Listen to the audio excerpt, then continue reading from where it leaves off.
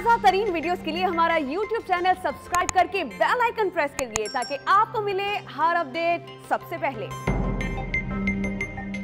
अहम अपडेट से आपको आगाह करें। इलेक्शन कमीशन ने सिंध में बल्दियाती इंतखाबात से मुतालिक केस की समाअत रोजाना की बुनियाद पर करने का फैसला किया है। इसी हवाले से मजीद तफसीलात जानते हैं। डॉन न्यूज के नुमाइंदे फाहद चौधरी साथ मौजूद हैं। फाहद, बताएगा इलेक्शन कमीशन की जानिब से बल्दियाती इंतखाबात से मुतालिक क्या फैसला लिया गया?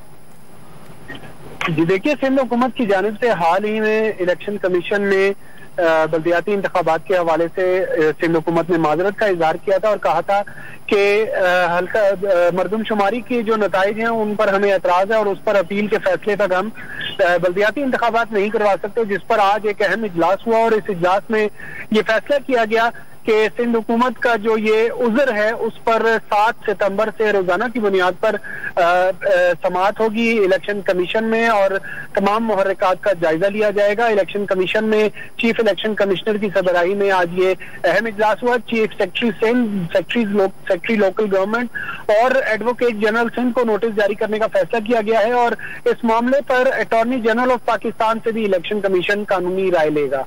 जी बहुत शुक्रिया फाहद चौधरी, आपने हमें अपडेट किया।